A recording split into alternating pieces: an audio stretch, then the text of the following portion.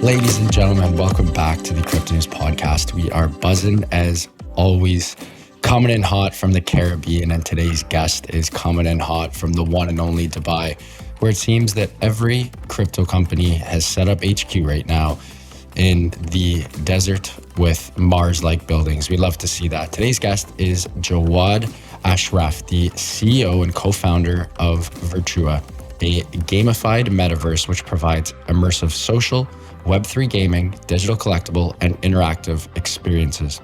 Jawad is an entrepreneurial industry leader in blockchain tech, the metaverse, emerging tech, and innovation as he's built a career launching and leading multiple successful businesses. This guy is a true veteran with a proven track record. Jawad, pumped to have you on, man. How you doing today? I'm doing well. Thank you very much for having me on. It's just been a hot minute. We've been trying to get this set up for a while, and we do. You guys have blown up, and it's for a good reason. I have so many questions, super pumped to get into this, but I want to start with something, sort of an overarching topic that is pretty trendy right now, and that is the different NFT strategies that can be adopted by brands and creators. There's tons of them, but you are an expert in the space. You've helped a bunch of them get in. You've also locked up some absolutely crazy partnerships with some huge names, which we will get into shortly. But walk me through how and what different NFT strategies can be adopted by brands and creators. Well, basically, we've been in it from the beginning. So right at the beginning, we worked for brands back in 2017. Because when you have a new technology platform, basically what you need is what you call the granny purchase. So you need people who are basically buying something on the basis that they're familiar with it. So when you have got a new technology, it tends to be the brands initially become the familiarity piece. But now, and then as the technology gets more mature, you end up having things like brands want to do a more innovative thing to actually start adding more return on investment for themselves. So if we look at early days of when we started, we went to Paramount Pictures and we got Godfather and Top Gun and a bunch of other brands. And at that time, we were trying to explain to them what an NFT was. No one had any idea what digital collectible was. So their understanding of what an NFT was and how they could use it for any form of engagement was very different back then. And they understood a digital collectible, but it was just like the early days of movies, where everyone just wanted to have their own proprietary format and have the DVD experience for digital. So they all wanted walled gardens to start with. You know, they wanted an NFT, which was an NFT, but could be taken everywhere else and moved and sold. So that was one of the challenges in the early days. But now if you look at brands, they're much more open to what they can do with their IPs. And so like, if you look, take an example of Kevin Hart. So we did with Kevin Hart, he did a drop and he actually made mini movies, which were like CGI movies. And the only way that you could view the movie for him as a brand was for someone to purchase the NFT, show they have it in the wallet, and then they would get access to a metaverse lounge room of the user's own, where they could then watch the episode. So that's an interesting brand activation. What does that do? It gives something unique to his fans. It gives a metaverse experience, and it also allows him to showcase something brand new. So that's like a brand activation. And when you talk about the likes of Shelby, who we're working with, it's like if you've got the massive back catalog of cars, you could do something like have an NFT of a Shelby, like a unique trading set of cars, which are 3D models connected to cars, and then when you buy them, you can actually then go and use those cars in a game, right? Which is maybe driven via mobile. You've got to do more than just stick to, but here's the metaverse, buy some land, because there's no active users. Go to platforms where you've got users. So Shelby would be NFTs, which would appeal to the fans and to crypto users. Then link it into a mobile strategy where you can take those games and take those cars and use them in a game, and then ultimately take it through to a metaverse garage where you can actually then have your trophies, your cars, and your gamified pieces. So now what you're doing is you're stitching together three pieces that make sense, which is dealing with mass market acquisition, fan base, and the metaverse. So that's our thinking, like it's quite different to a lot of metaverse companies who basically are just doing a lot of brand activations. But you got to deal with the users. You've got to have utility. You need to come into a metaverse and want to do 1,000 things. And that's why Roblox has been insane. Nike created a Roblox experience, which were mini games, and they had millions of users come through. And that's really what you need to do for brands now in crypto. And creators also need to think about, well, if we're doing an NFT drop, what can we do which is exciting? Is there like access that can come with it? Is there a form of membership that can come with it? Or is it just something really unique that's of rare value? But what we've seen with a lot of, the NFT market was like a lot of other markets that were new, even e-commerce. There was a lot of froth. There was a lot of garbage out there. There was a lot of people with no talent buying and hoping for speculation. So creators now need to be good, and they need to be innovative, and they need to think outside the box. Think about how they're going to use those digital assets to engage with their audience. Once they're engaged, they'll be with you forever. But just don't do a drop and just hope it's going to sell. It's not going to. So those are a few angles to brands and creators, and how, at least I think, that we should be able to work with them in this space. I love the example you brought up with Shelby, because they have such a vast and like historical IP collection, and it just sort of seems ass backwards that we've launched so many NFTs as, crypto natives, where there's no IP. Like, we're trying to create that IP, but it's like there are millions, maybe not millions, but there are thousands, tens of thousands of brands that have crazy IP collections, and it's just like, guys, the party's here. All you got to do is jump in and make it happen. Yeah, and because it's digital, just, like back in the day, what did you do? You bought like a car, like a die-cast model car, and you collected it, or you could just like race around with it, and then you had Scalextrics kits where you could go ahead and play the cars and see them on tracks. We got that, everything's like that on digital now. Take your Shelby, collect it, trade it, but then race it. And then once you've raced it, earn something, and then go to the metaverse and use it to craft something like a paint job for your car. And then craft it, then bring it back to your game, then make it something you can sell, create a loop of engagement, very much like we do with physical items. That just doesn't exist right now in digital. Another, I guess, the Shelby example is somewhat intertwined to sports. I guess you could say racing. Well, what am I saying? Somewhat. Racing is totally a sport. You, in particular, believe that the next sort of frontier for the metaverse is sports fan engagement. You and I both sit in the same yacht in this regard. Sports teams are like the kinship and love that people have for sports teams are absolutely out of this world. Take myself, for example. I'm a big hockey guy. The Toronto Maple Leafs, right in Canada, we breathe, sleep, live, and bleed hockey. If Toronto Maple Leafs, our team, the biggest team in the NHL, won the Stanley Cup, which is the championship, the city would probably burn down. Like, it would be mayhem. Like, there's never been mayhem before. We haven't won it in over 50 years. And sports fan engagement, just absolutely crazy. Why do you feel like it is the next sort of pillar, next level of the metaverse? Because that engagement is there. The community is already rabid, and when you talk about metaverse, it actually opens up new forms of engagement with your fan, right? You've got community, which is a big part of what you're talking about. It's social, community coming together. But, and esports, which that comes off the back of that. But, you can take your brand and you can do a lot more with it. So your sport, you engage with your team. What if having an NFT give you certain access? Well, what if you were able to host fan events for things that are going on? Like Netflix to watch parties. But what if literally as you scored a goal, you could like have NFTs or filters that were dropping in real time on matches that are happening? There's all sorts of different opportunities based around the assets, based around the experiences. Why is sports so social? It's like, often it's like you're going with your friends, you're going with your family. There's stuff that you're doing. Now, just imagine if it was a match and there was somebody scored a goal and you're there with your friends and you take a selfie, and that gets actually, it becomes a photograph with some frame around it, whatever, and that gets linked to the NFT. And then you go into that NFT, you go into your collectibles like 10 years from now and you just tap it with your finger and the photo comes up. Why do you buy a t-shirt at a pop concert? It's because of the memory of being there.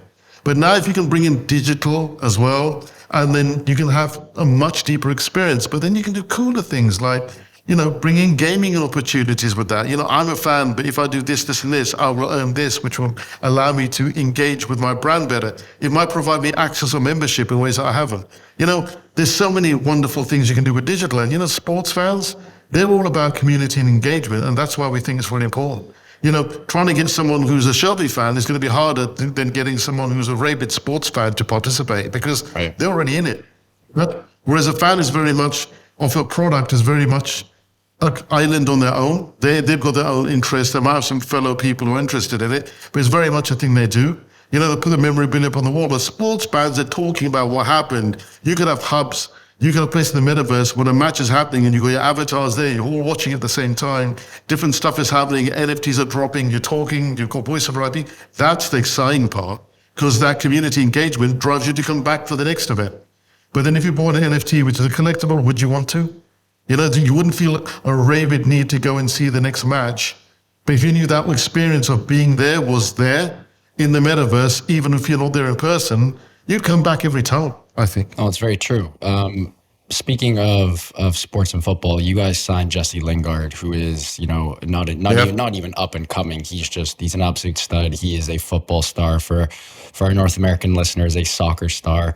But walk me through the conversations with him and his team. Like, what are their objections? What gets them going? Because it must have been a pretty gruesome process. And of course, there's tons of FUD.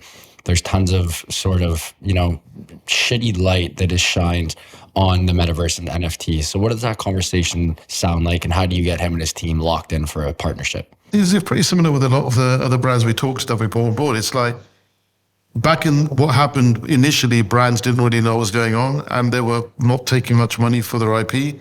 Then everything went batshit crazy for the period of 2 years, where people paying insane money for brands. And what you'd find with a lot of really good brands, they were like, this isn't going to work, but what we're going to do, we're going to take $20 million from these guys and have it as an upfront. And it doesn't really matter about our fans. We've spent a chunk of money. A lot of companies did that. But the likes of Jesse and his brand, J-Lings, it's like, they're about the fans. They're about esports. They're an exciting young brand. They want to do cool stuff. And so when we talk to an IP, we don't say, oh, we're going to pay you this massive amount up front, and then we're going to do this and this. We say, look, the metaverse has got this opportunity. This is a brand program we think we can do together. Let's both put some skin in the game. Let's work on it and let's make it happen. And if they think like that, they're thinking like us, in which case we want more. And that's a conversation. It's really not like the 50 conversations they normally have, which are like, we'll give you this and we're going to offer you the world. We go, no, it's going to be hard. We need to work together. We need you to work with us. Let's come up with some really good stuff, but let's focus on what's going to make your fans love what you're doing. Because if they love what you're doing, you're going to get that engagement that you want. We'll end up making it exactly the experience you want, and that will lead in itself to more revenue, more incomes, more engagement, which is what they want. So our whole approach is relatively bullshit in that regard. No, we're not. We're not going to do it upfront. We've done it. It's not going to work for you. And if we're going to put time and effort into you, let's work together. You need to work with us. And the people who get it are the people we love working with. I mean, Jesse's like super cool. He's really into his brand. He's really into the esports. He's got an exciting, engaged fan base, and that's what we want to do. And that's why we've not done for multiple people in that space, because we also want him to be the basis of a metaverse football league. We want to have Lingardians as NFTs. We want generative projects based around it. We really want to go to town on what we can do in terms of creativity, and that's what we want. That's what we talk about with brands. It's not about let's do an IP drop based on your footballs. Let's have generative footballs. Let's have generative avatars. Let's have mini games released on app stores which tie into the metaverse stuff. And let's have a Lingard district in our city where all the fans can hang out. That's the sort of thing that we do.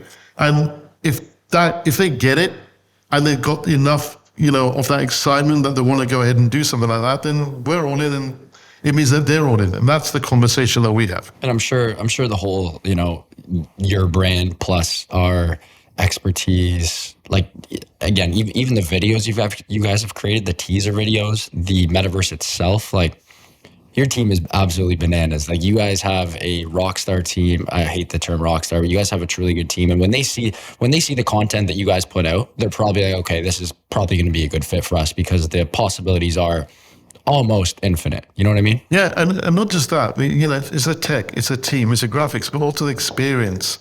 We've got a lot of people who've got a lot of experience working with sports brands, working with IPs.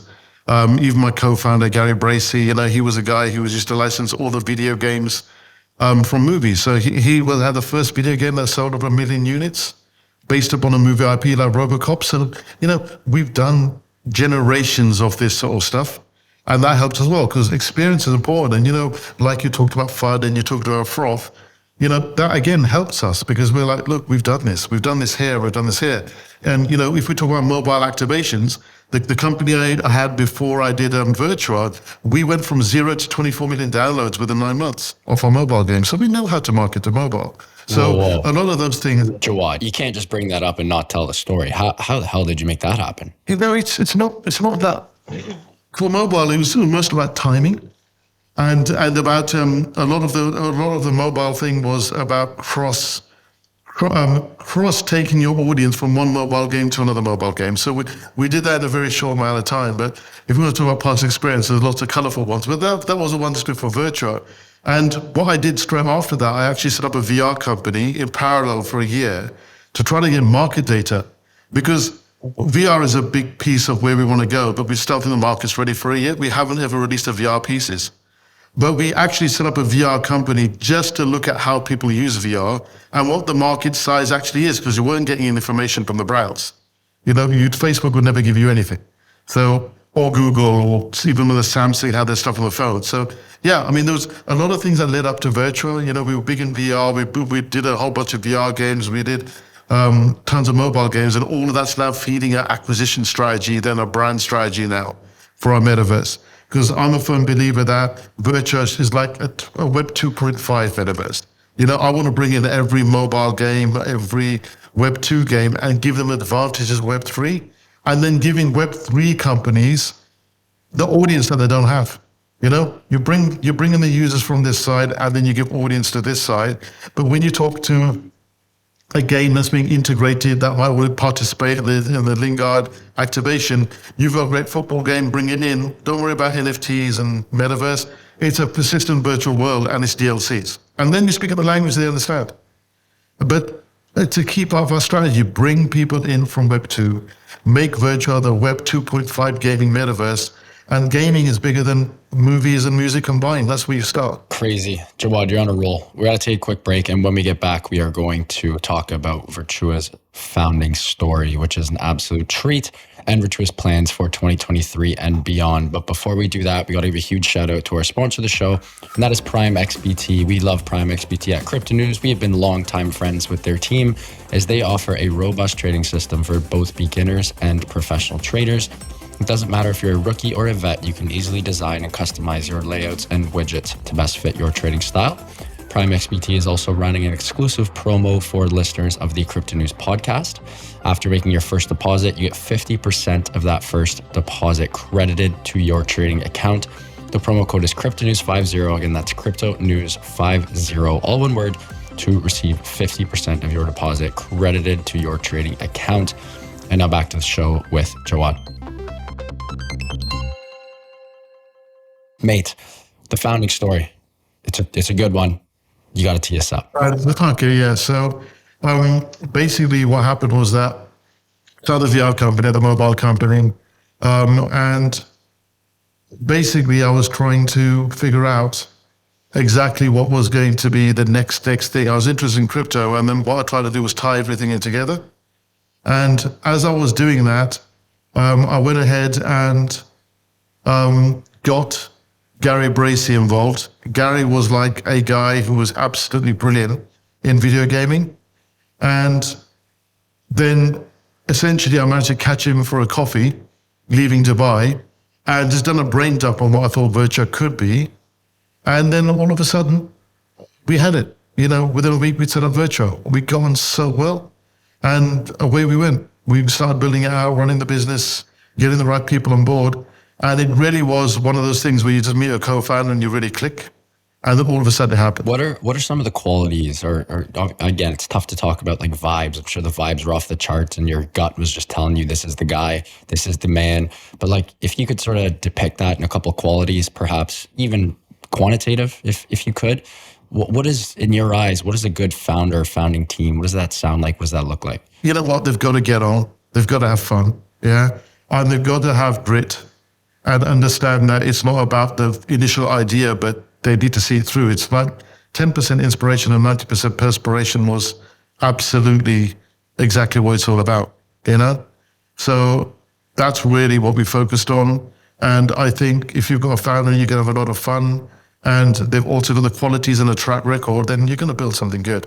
But, you know, we went through like the first year where we were barely, we weren't paying ourselves at all, you know, and we just worked, you know. So you have to have that sort of mentality, how you can just get through it. Was setting up camp in Dubai just an absolute no-brainer? Well, the thing is, I was already here. I've been here for 17 years.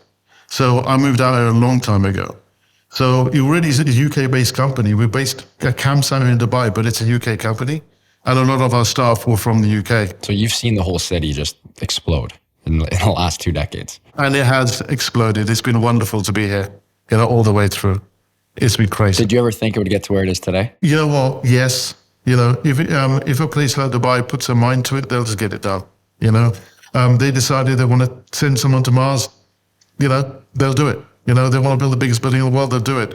They want to be the leaders in crypto and have regulation happen overnight. They'll find a way to do it. So I've seen enough times for them just to put their mind to it. Literally, they say, we want to get here. We don't know how we're going to do it, but we're going to do it. And they just put all the resources into it and let's make it happen. It's insane. That's how they work. They move like a startup. Like literally, they break things quickly and move at lightning speed. It's crazy. I was there for, I want to say 2 weeks back in 2021, and I saw 3 floors of a building go up. In North America, that would take 3 months.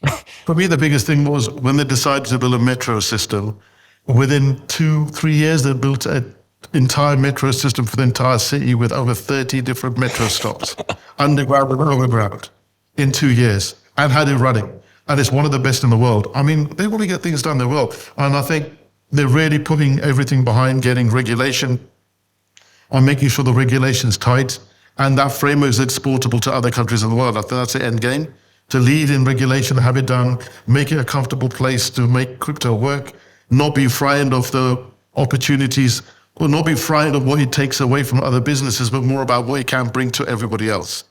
And that is sort of the mantra here. It's a young city, there's a great vibe, and like everyone's here. I mean, everyone's here. I mean, CEOs of so many of the crypto companies are here.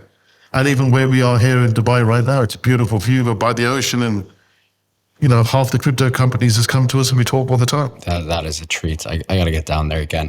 Jawad, this has been an absolute pleasure, man. A couple more questions and we will wrap up here.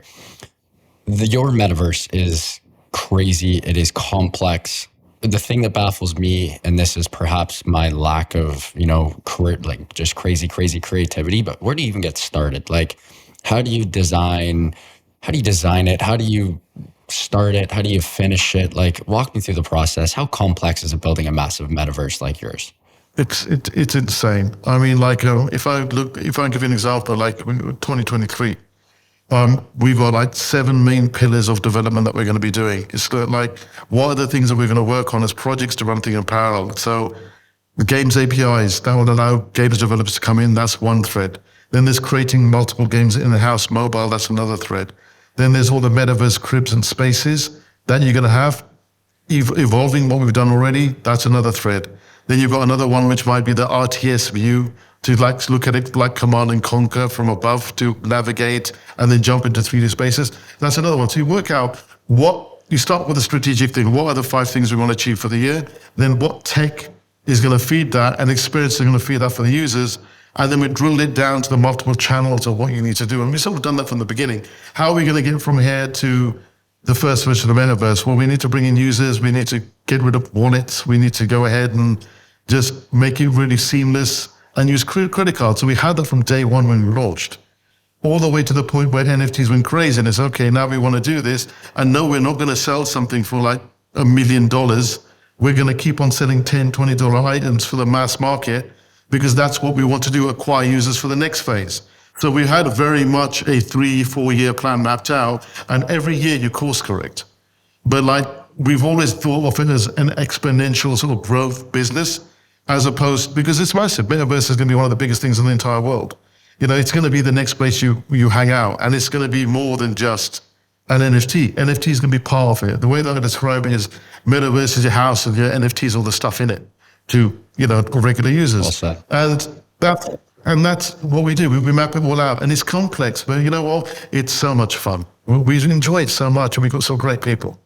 And the management team is so tight. We've known each other for years, and it's really much a family environment. And we have a lot of fun with it, and that's really key to it. Everyone brings something to the table, and we sort of steer and pushing along. But it has to be really laser focused on user acquisition, engagement, growth, with targets at the end of each year, because that's what a lot of companies didn't have in this space. They just were very opportunistic, and that didn't help them at all. Jawad, this is, again, treat, man. Couple rapid fire questions here. You're a seasoned exec. You founded multiple companies. What's your favorite interview question? You got to have one that you love thrown at the candidate. My favorite interview question, well, I don't tend to do a lot of the interviews. With me, it tends to be a lot of gut, but generally it tends to be, what excites you the most about what you're going to bring into the company? How are you going to make some change for us? Because everyone who comes in should bring in some pizzazz. So what can you do for it? What do you think we're screwing up? Candid. And then watch them screw up and trying to come up with it. We're great. No, we're doing great. No, that takes a set of kahunas to answer that question properly.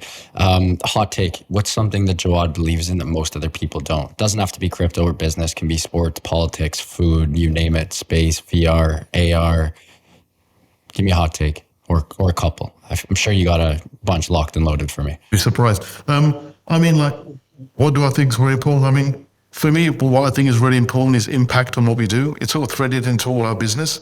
And like a lot of people are already focused on, it's like an aside on what you're trying to achieve in the company. But like, for example, even though we don't talk about it, we're doing like a lot of metaverse stuff based around education, which is very, very sort of dear to me. So like, we've already done a thing with one of the schools here. So basically, a lot of schools pair with other places, like in Nepal or other places, that they contribute towards sending them like a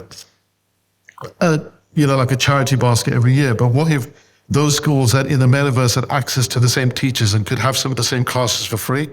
So that's sort of and we've got another thing based around therapy and mental health in the metaverse, and we're trying to plug in psychiatrists and therapists to it. So a lot of the stuff that I think is important is stuff that isn't that important to a lot of people, which is impact for the sake of impact. But I think we can do really wonderful things with metaverse to like level up the playing field. And that's something that's quite dear to me and a lot of our company, which may not be necessarily the thing that other people care about. This is on about how much they can make for the next thing. And especially in new markets like this, charity and impact of what the metaverse is going to do for mental health, people forget. And for me, that's something very dear.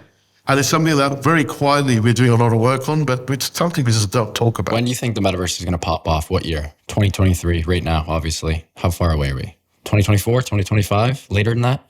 I think 2024 is going to pop. As soon as you find a company that can show they can drive users to it, then everything's going to change. And that's what we're trying to do this year. The second you can show you can have more than 10 million people sitting in the metaverse, actively engaged, everything will change. Everyone will move into floodgates will It's open. like Tesla. Well, yeah, look at Tesla. The second they prove the model, it changed the entire market. And I think that's exactly what's going to happen with metaverse. But I think a lot of stuff is going to fall to the wayside because they're going to realize that 10,000 DAUs is not going to cut it. Yeah, you need, it's like any other game. You need the mass market in there. Gaming is for the people, not for the individuals. But Jawad, what a treat, man. This was truly a treat. I learned a ton, and I'm sure our listeners are going to love this. Before you go, can you please let our listeners know where they can find you and Virtua online and on socials? Just go to virtua.com and go check all the links down there. Join us on our Discord and jump on Telegram. That's what you need to do. What about you? You got to plug yourself. Oh, I'm there. You'll always find me in Discord. You can just DM me. I'm there. Nothing's blocked. Come into Discord. You want to chat? Come and have a chat. I'm there. Love that. Jawad, what a treat, man. Appreciate it. Very pumped for you and the team. Can't wait for round 2. But until then, all the best, and we will talk soon, my friend. Yes, take care. Folks, what an episode with Jawad. He brought the noise, a seasoned exec. Very pumped for what him and the team are doing at Virtua. If you haven't checked them out, please do check them out. I will include everything in the show notes as always. And to the listeners, thank you as always. Appreciate you more than you know. To the team, love you guys. Eustace, my amazing sound editor, appreciate you. And to the listeners again, keep growing those bags, keep on staying healthy, wealthy, and happy. Keep on doing your thing. We'll chat soon. All the best. Bye for now.